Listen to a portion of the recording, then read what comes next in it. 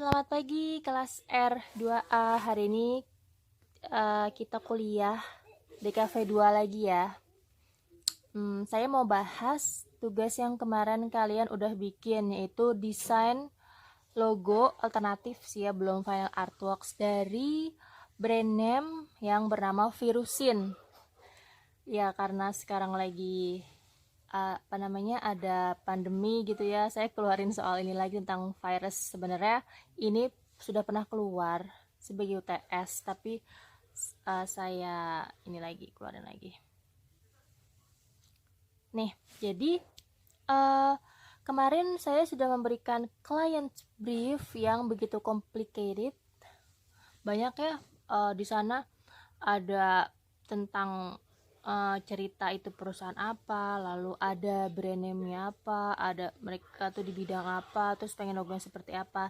Jadi emang saya sengaja membuat soal ini menjadi complicated alias rumit karena saya pengen tahu ketika kamu membuat logo itu apakah semua kata-kata yang ada di sini masuk ke dalam logo gitu kan.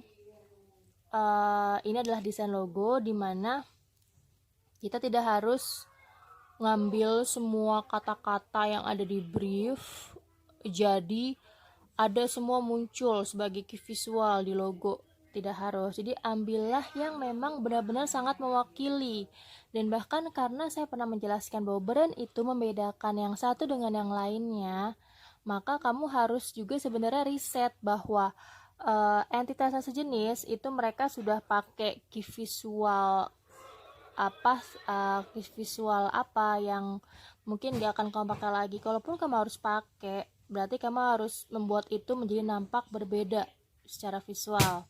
Oke, jadi itu ya tadi ya, saya memang sengaja bikin soal yang lumayan rumit ini supaya saya mau tahu bagaimana kalian merealisasikannya menjadi sebuah logo.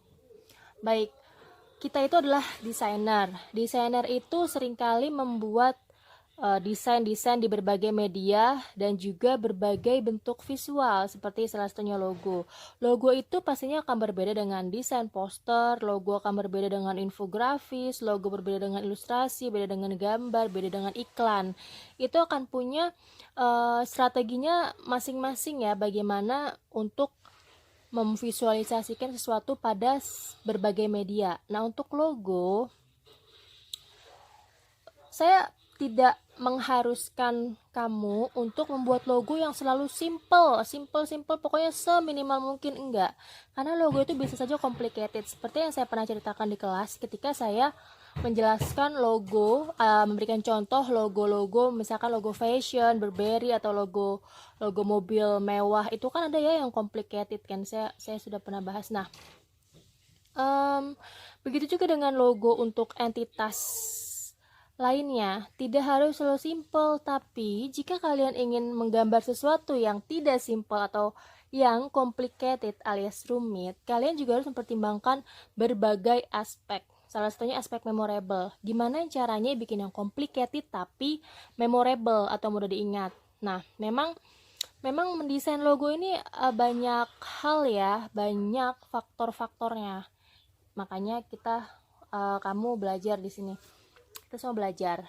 Nah, dimulai dengan soalnya. Kita langsung balik ke soal ya. Jadi saya membuat brief di sana gini. Kami adalah perusahaan farmasi kerjasama Indonesia dan Rusia yang bertempat di Serpong. Nah, saya membuat soal seperti itu supaya menjebak. Jadi memang ini jebakan Batman. Jebakan Batman ini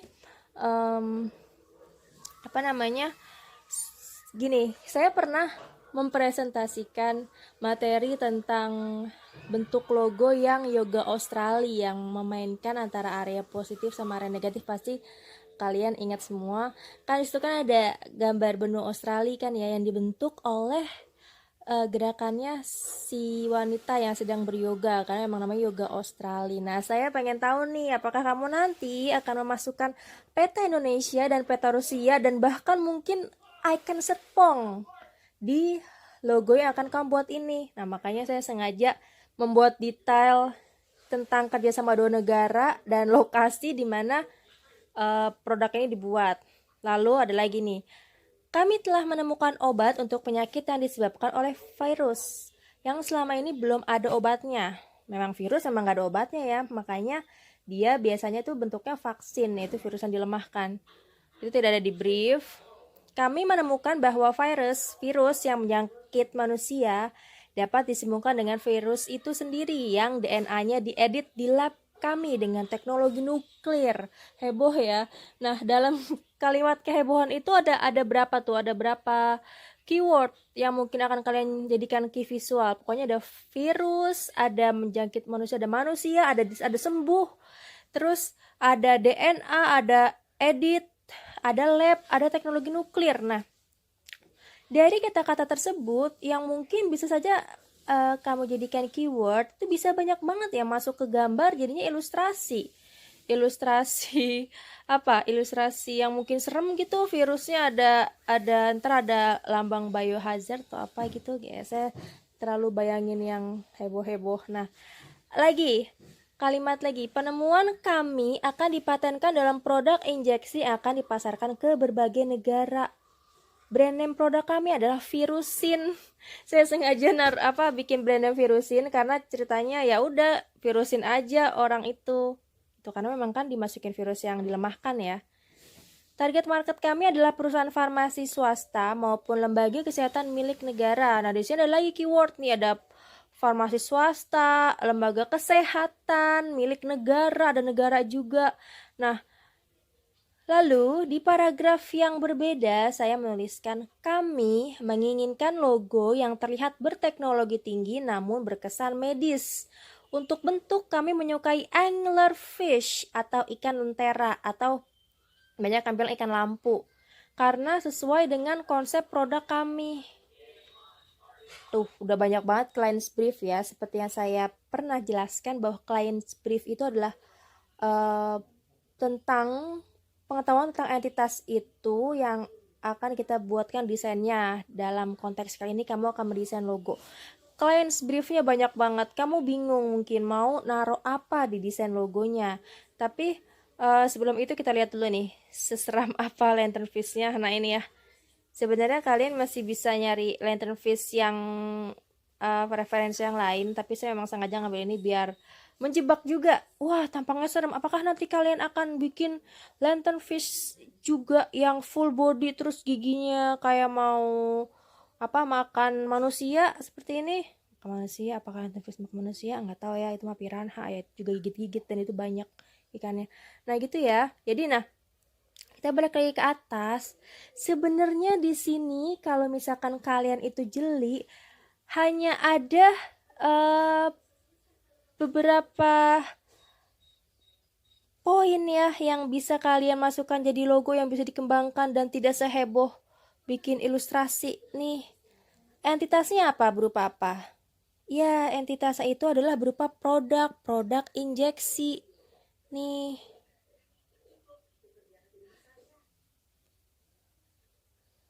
Nih ya, saya kasih warna merah. Jadi kita harus tahu dulu ini entitasnya apakah produk, apakah jasa, apakah komunitas, apakah mungkin personal, branding orang yang mau kita buatkan desain logonya, mau kita branding, visual branding.